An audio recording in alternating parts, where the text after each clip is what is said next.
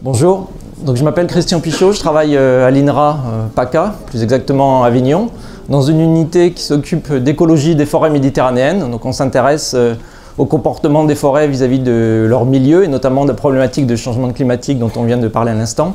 Et plus personnellement, j'ai une activité de recherche qui porte sur des problématiques de biologie de la reproduction de certaines espèces forestières et de prévention des allergies au pollen de cyprès dans le cadre de collaboration avec à la fois des allergologues et des palynologues de la région. Donc je vais vous présenter un travail qui a été réalisé en 2012 dans le cadre d'un master de l'université de Rennes, un master 2, et qui visait à utiliser les orthophotos pour détecter, pour évaluer la quantité de haies de cyprès dans la région afin d'améliorer un modèle de prévision des émissions de pollen. Donc quelques mots sur le contexte, et vous êtes peut-être parmi les personnes qui sont sensibles au pollen de cyprès. Alors on dit une allergie au pollen de cyprès, il faudrait plutôt dire une allergie au pollen de cupressacées. Parce qu'en fait, l'ensemble des cupressacées, c'est-à-dire non seulement les cyprès, mais aussi les genévriers et les thuyas, produisent le même type de pollen au sens morphologique et aussi au sens d'allergie provoquée par ce pollen. Donc, dans la région, c'est la première cause en fait d'allergie. On considère qu'il y a à peu près 15 à 20% des personnes qui sont potentiellement sensibles. Vous avez une carte, la première carte à droite ici, qui correspond à l'intensité des rhinoconjonctivites allergiques pendant le mois de mars, c'est-à-dire la période principale de pollinisation des cupressacées. Et vous voyez qu'il y a une localisation assez marquée de ces symptômes dans la zone littorale et aussi un peu en remontant vers le seuil du Lauragais. Donc première espèce au pluriel pollinisante dans la région avec à peu près 40% du total du pollen émis par toutes les espèces confondues. Longue période d'exposition parce qu'en fait il existe plusieurs espèces, comme je vous le disais, non seulement des espèces mais des genres qui produisent le même pollen allergisant, hein, genévrier, cyprès et thuya. Depuis le début de l'hiver, depuis le mois de fin novembre, début décembre pour les genévriers oxycèdres par exemple, jusqu'au mois de mars-avril pour les cyprès verts. Les cyprès, on les trouve dans de multiples conditions, alors soit en arbres d'ornement, soit dans des conditions de haies agricoles. Historiquement, c'était surtout des haies agricoles, mais aussi pas mal de haies domestiques autour des pavillons. On trouve beaucoup plus rarement, pour ne pas dire quasiment jamais chez nous, des cyprès en population naturelle. En revanche, on retrouve des genévriers et les oxycèdres, il y en a plein nos collines, on va dire. Et donc plusieurs espèces sont à l'origine de l'allergie au pollen dit de cyprès, mais qu'il s'agit en fait d'une allergie de pollen des cupressacées. Vous avez une représentation des différentes espèces, hein. Cyprès vert, cyprès bleu, genévrier oxycèdre, une haie de thuya en bas à droite. Donc l'objectif des recherches que nous menons dans le cadre de partenariats avec allergologues et palynologues vise à avoir un ensemble d'actions intégrées pour la prévention aux pollinoses, aux allergies au pollen de cyprès. D'une part, des opérations à base médicale, on va dire, avec des traitements médicamenteux ou de la désensibilisation. Là, je ne suis pas directement concerné, ni par la désensibilisation, ni par l'action préventive. Ensuite, une autre action qui vise, sous forme de trois items, à réduire la quantité de pollen que l'on peut trouver dans l'air. D'une part, la taille des haies avant la période de pollinisation, hein, surtout taillez pas une haie en pleine période de pollinisation, vous allez en prendre beaucoup de pollen si vous le faites. Vous avez un appareil de taille sur la photo de droite ici, un appareil mécanique. Une substitution éventuellement du cyprès ou des autres espèces de cupressacées par des espèces ne produisant pas de pollen allergisant. Et puis des variétés, normalement, la production à moyen ou long terme de variétés de cyprès non pollinisantes, c'est aussi un axe de recherche. Ce dont je vais vous parler aujourd'hui, c'est du dernier item, à savoir de la prévention au travers de l'information que l'on peut dispenser sur le risque d'exposition. Vous avez sur le site du RNSA, le Réseau national de surveillance aérobiologique, vous avez des bulletins d'alerte concernant les émissions de pollen et les risques d'allergie. Ces bulletins sont émis de façon hebdomadaire et se présentent de façon générale, pas très précis. Donc on a depuis quelques années mis en place un outil pour compléter cette information, un outil de prévision spatio-temporelle. Donc c'est un projet qu'on a appelé Cartopollen et qui vise à l'échelle initialement de la région Languedoc-Roussillon, mais à l'échelle des deux régions depuis cette année, qui vise à prédire au quotidien l'intensité de pollinisation à laquelle vous pouvez être exposé. Donc si vous tapez Cartopollen sur Google ou autre moteur de recherche, vous allez tomber sur le site. Cet outil de prévision spatio-temporelle est basé sur, d'une part, des équations phénologiques, c'est-à-dire la relation entre les conditions climatiques, essentiellement la température, et les phases phénologiques et la pollinisation donc des cupressacées. Et d'autre part, sur la position de la végétation, la position des sources de pollen, en l'occurrence principalement les cyprès. La vocation de cet outil, c'est de produire pour l'ensemble de la région et à une information produite à l'échelle communale, cette intensité d'exposition avec une actualisation quotidienne. Dans ce système d'information, donc comme je vous le disais, on intègre essentiellement de la température et de la végétation. Jusqu'à présent, alors, avant de passer à ce qui a été fait en termes d'analyse des images orthophoto, vous avez une vue générale des opérations qui ont été faites l'an dernier pour améliorer cet outil de prévision spatio-temporelle. Donc je vous laisse lire l'ensemble des opérations. Celle qui est en vert, c'est celle dont nous allons parler aujourd'hui. C'est une amélioration de l'identification des sources de pollen au travers de l'identification donc des cyprès. Jusqu'à présent, la couche végétation était apportée simplement au travers de l'information donnée par la base de données d'occupation des sols Corinne Landcover et une relation de l'activité en termes d'occupation des sols et de la densité attendue de cyprès, simplement à dire d'experts. Donc c'était très approximatif. On attribuait en fonction des classes d'occupation des sols une note là, sur 5 crans en termes d'intensité de cyprès, et en prenant compte néanmoins, tenant compte néanmoins aussi de la position géographique autour de l'arc méditerranéen. Depuis cette année, et suite aux travaux qui ont été réalisés donc en 2012, on a évalué la réelle présence des cyprès uniquement dans les zones agricoles et pour ce qui concerne les haies de cyprès au travers donc, de l'analyse de photos, d'orthophotos. Bien sûr, il n'était pas envisageable d'analyser l'ensemble des deux régions pour détecter les haies de cyprès au travers de l'analyse d'images. Donc nous avons procédé en 2 étapes, à savoir déterminer sur des zones échantillons, à partir de véritables analyses d'images, la localisation des haies et l'identification des espèces, de façon à avoir une évaluation de la densité de cyprès. Et dans un second temps, nous avons modélisé cette densité de cyprès en fonction des facteurs explicatifs que sont bien sûr les classes d'occupation des sols, mais aussi l'altitude, la distance à la mer, les zones géographiques.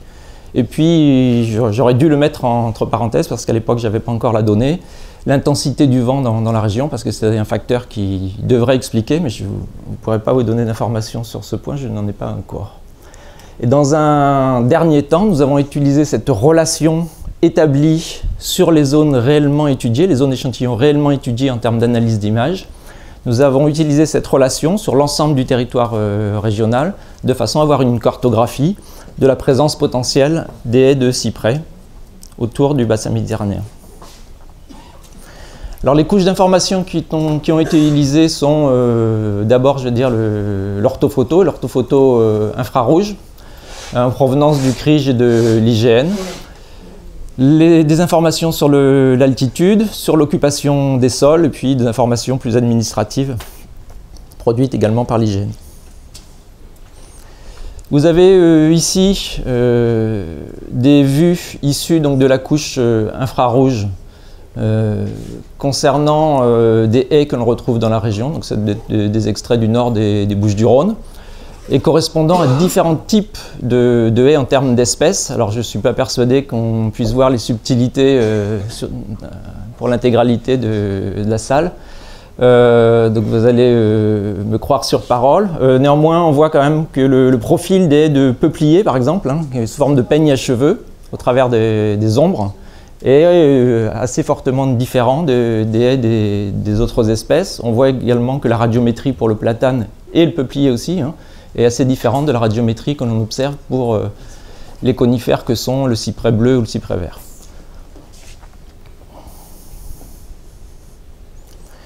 D'un point de vue méthodologique, donc nous avons travaillé sur 6 départements, 4 départements, les 4 départements littoraux de Languedoc-Roussillon et 2 départements, 84 et 13, pour PACA. Dans chacun de ces départements, nous avons aléatoirement tiré 10 zones échantillons de 4 km², 2 sur 2, avec un critère de sélection qui était d'avoir au moins une surface agricole représentant 50% du territoire. Pour chacune de ces zones, ont été détectées non pas directement les haies, parce qu'en fait, détecter la haie sur la radiométrie, c'est pas si facile que ça. La radiométrie n'est pas spécifique à la haie. On retrouve beaucoup d'autres pixels qui ne relèvent pas de haies, qui ont la même radiométrie. Donc l'approche qui a été utilisée est celle qui nous a été proposée dans le cadre d'un appui, on va dire, de nos collègues de la maison de la télédétection à Montpellier, de travailler non pas sur la haie, mais sur l'ombre de la haie. Donc nous avons détecté les ombres de haie par des opérations de segmentation, classification en utilisant le logiciel Cognition. Ensuite, nous avons procédé à un nettoyage, on va dire, de cette couche par des processus d'agrandissement et rétrécissement des objets détectés, érosion, dilatation, au travers de l'utilisation du logiciel GRASS. Puis, nous avons renvoyé cette information épurée vers Recognition pour avoir une dernière opération d'identification de haies, d'attribution des espèces aux haies en question au travers d'une classification supervisée. Alors vous avez ici de A à F quelques illustrations des différentes étapes. Donc A, c'est la photo d'origine en infrarouge couleur. C, vous voyez la couche d'occupation des sols. Bon, je vous épargne les détails. Et à F, sur l'illustration F, pour ceux qui ne sont pas trop loin, vous voyez des petites bandes de couleur verte et qui correspondent à l'identification des haies, ou plus exactement des ombres de haies. Donc une illustration de la phase de nettoyage de cette première couche. J'ai mis deux cercles là, sur une zone où on voit effectivement qu'il y a des choses qui ont été nettoyées. Donc une bonne partie de l'élimination des éléments non intéressants relève en fait d'objets qui sont présents dans le cadre de vergers. C'est plus des ombres d'arbres de verger que des ombres de haies. Donc grâce à ce processus de nettoyage, on arrive à les éliminer. Et dans la dernière étape, le point 3, nous avons affecté au travers de la classification supervisée les différentes haies détectées aux espèces. En l'occurrence, on s'est limité à 4 classes, les peupliers, les cyprès, les platanes et puis le reste en indéterminé. Dans le cadre d'une validation, hein, même si elle était un peu frustre, nous avons opéré un contrôle sur un certain nombre de sous-zones échantillons en comparant ce que nous avions détecté avec ce qu'il y a réellement sur le terrain, soit en se déplaçant sur le terrain, soit en utilisant des photos, et notamment Google et Street View, ça doit s'appeler comme ça, pour un certain nombre de haies qui étaient accessibles depuis Internet. Alors, la quantification n'a pas été mesurée statistiquement, mais c'est de l'ordre de 90% de détection de haies de cyprès, hein, à la louche. Hein. Je ne pourrais pas vous donner d'intervalle de confiance. Donc à partir de ces 10 échantillons pour chacun des départements étudiés, nous avons essayé de mettre en relation la densité de haies, mesurée soit par la surface de l'ombre de ces haies, par hectare, soit de la longueur de ces haies. On a également procédé à la longueur du terrain, de la haie, toujours par hectare, en fonction des facteurs qu'on pouvait considérer comme étant explicatifs. Donc je vous ai cité il y a quelques minutes. En guise de résumé assez rapide, on voit qu'effectivement la zone étudiée de 4 km² a un effet fort sur la densité de haies. Il y a une forte variabilité d'un échantillon à l'autre, c'est pas étonnant. On a des choses aussi relativement attendues, à savoir qu'il y a moins de cyprès lorsqu'on s'élève en altitude. Il y a manifestement des différences au niveau géographique, ici appréhendées au travers simplement des départements, avec plus de densité de cyprès dans le 13 et beaucoup moins dans l'Aude et dans le 34, à classe d'occupation égale et tout autre facteur également.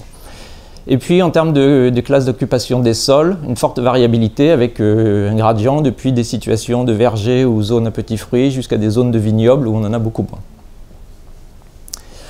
Donc l'ensemble de ces informations, donc calibrées, comme vous l'avez compris, sur les zones où on a véritablement repéré les haies à partir des analyses orthophoto, ont été utilisées pour estimer sur l'ensemble de ces 6 départements la densité de haies. On retrouve le couloir rhodanien, les plaines littorales, la plaine de l'Aude vers le seuil du Lauragais, et puis le bassin, on va dire, de Perpignan. Pour terminer, quelques mots sur l'utilisation des orthophotos dans le cadre de notre projet. Donc ça constitue, ces orthophotos, bien sûr, la couche fondamentale. Hein. On n'était pas en mesure d'identifier les haies si on n'avait pas eu cette information, mais néanmoins, c'est pas la couche, elle n'est pas suffisante. Elle a besoin d'être associée avec les autres informations, et notamment celle d'occupation des sols. Il nous faut la composante infrarouge pour l'étude de la végétation. Les vraies couleurs ne sont pas suffisantes. La résolution à 50 cm était à peu près suffisante pour les haies, surtout quand elles ne sont pas trop taillées, sinon c'est un peu limitant. En revanche, si on veut appréhender de l'identification individuelle d'arbres, il faut avoir une résolution plus fine. Sur les aspects analyse, bon, il s'est avéré quand même que c'était quand même relativement difficile de mettre en place une méthodologie qui puisse être appliquée sur l'ensemble de ces 2 régions. Et la maîtrise des outils logiciels n'est pas forcément évidente. Hein. Donc, en l'occurrence, on a beaucoup travaillé avec Cognition. C'est un logiciel d'analyse d'image que vous connaissez peut-être pour certains, basé sur des approches objets. C'est assez pointu et si on n'a pas l'habitude de l'utiliser au quotidien, faire une opération ponctuelle comme ça n'est pas immédiate. La méthodologie donc, a beaucoup reposé sur l'interpolation des résultats via la modélisation. Donc ça, c'était un apport. En termes de résultats, on est passé d'une estimation à dire d'experts relativement aux classes d'occupation des sols à une véritable quantification des haies, puisqu'il y a eu des mesures sur l'analyse d'image. Donc c'est quand même ça donne une valeur ajoutée certaine à la prévision de nos émissions polliniques. Et donc on a intégré ces informations dans l'outil de modélisation des prévisions de pollen auquel vous êtes et serez exposés jusqu'au mois d'avril prochain. Merci.